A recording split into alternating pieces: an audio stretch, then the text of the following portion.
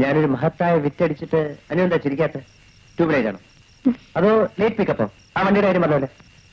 മുരളിക്ക് എപ്പോഴും തമാശ. നമുക്കൊരു കാര്യം ചെയ്യാം. 2 മണിക്കൂർ സമയം ചെലവഴിക്കാനായി അനു ഈ നക്ഷത്രങ്ങൾ എണ്ണി തീർക്കും. എന്താ എന്റെ? എല്ലാവരും പറയും ഞാൻ ഭാഗ്യവതിയാണെന്ന്. എനിക്കില്ലാത്തതും അത് മാത്രമാണ്.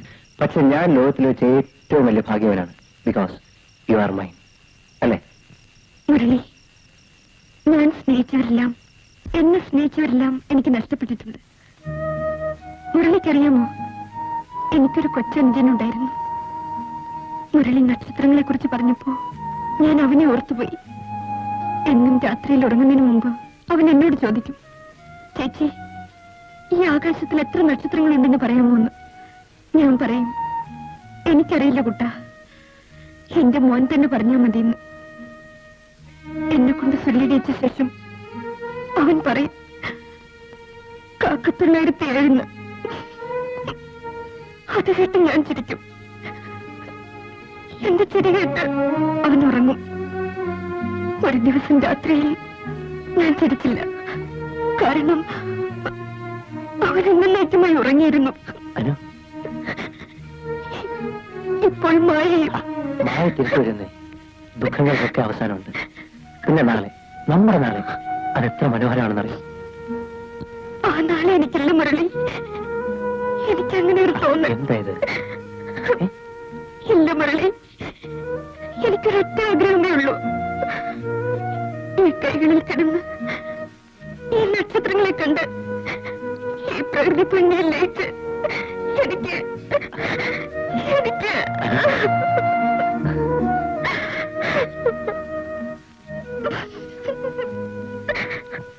Very strange sir. എന്തായാലും വിവരം ഉടനെ ഞാൻ അറിയിക്കാം. ഡോക്ടർ മേനാണ് സംസാരിച്ചത്. എന്തായി? കൊക്കയിൽ നിന്നും കണ്ടെടുത്ത വസ്ത്രത്തിന്റെ അംശം മായയുടേതാണെന്ന് ഡോക്ടർ മേൻ ഉറപ്പുണ്ട്. SP അങ്ങനെ എല്ലാ വിവരങ്ങളും അറിയിച്ചു കഴിഞ്ഞു. I am only waiting for his orders. ആ കുട്ടിക്ക് വല്ലതും? Who knows? കഴിക്കൂ. വേണ്ട.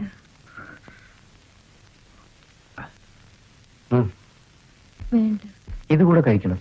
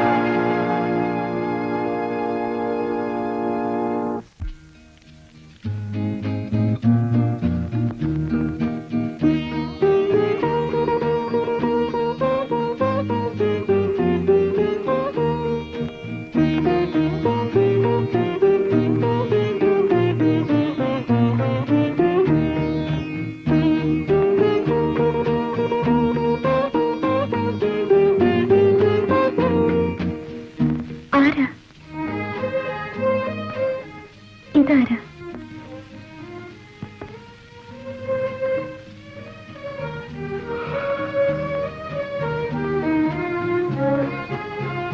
ഭാര്യ.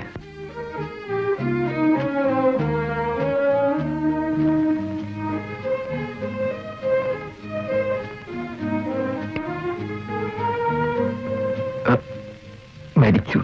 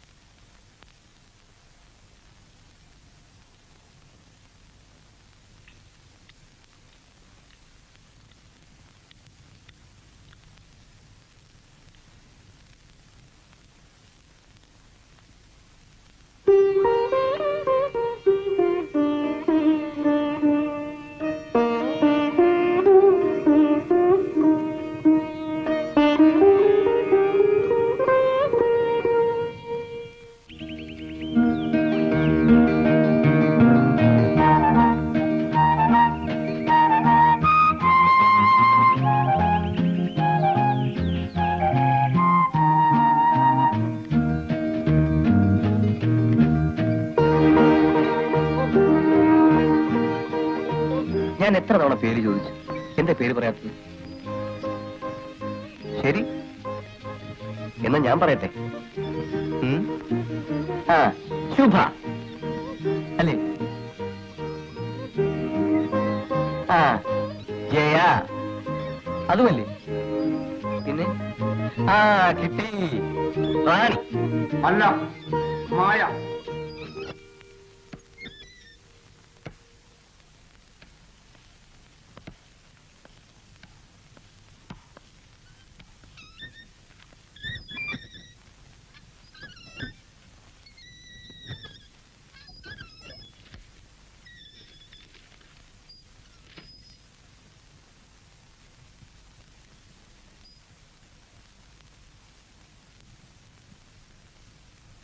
ഈ സ്ഥാപനത്തിന്റെ ചരിത്രത്തിൽ ഇങ്ങനെ ഒരു സംഭവം ഉണ്ടായിട്ടില്ല. ശരിയാ, ഉണ്ടായിട്ടില്ല.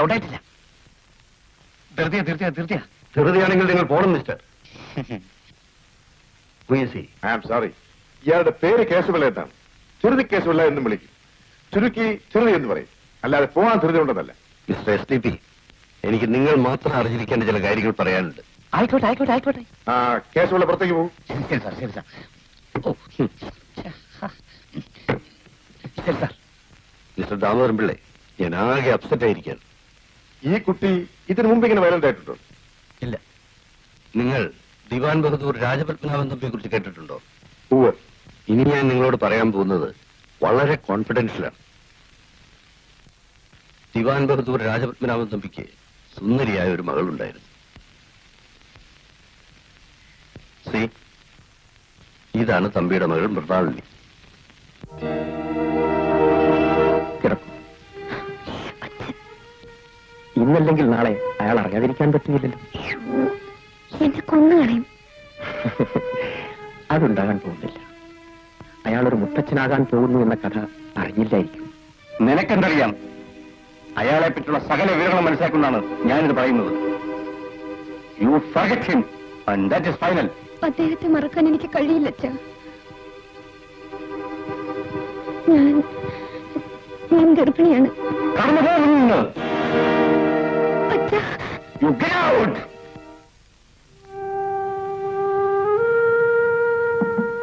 നീ എന്തു പറയുന്നു? ഇന്ന് തന്നെ പോകണം. അയാളെ കാണണം. സ്വത്തെല്ലാം എഴുതി വാങ്ങണം. ഇല്ല. എടി,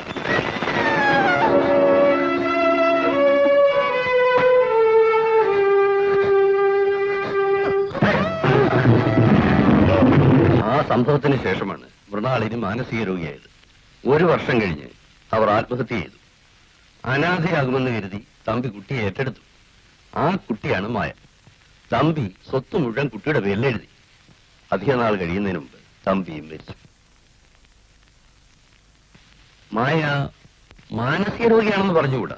സ്നേഹം എന്താണെന്ന് അവൾക്ക് അറിയില്ല. ആരുടെയും വാത്സല്യം അവൾ അനുഭവിച്ചിട്ടില്ല. പാവം. അവൾ ചുരുക്കം ചില സന്ദർഭങ്ങളിലെ വയലന്റ് ആകാറുള്ളൂ. അല്ലാത്തപ്പോൾ അവൾ ഒരു മാലാഖയാണ്, an angel. ഈ സമയം അവളെ ആരെങ്കിലും കൈക്കലാക്കിയാൽ അവർ സ്വത്ത് മുഴുവൻ തട്ടിയെടുക്കും. എന്നെ ആളുകൾ പഴിക്കും.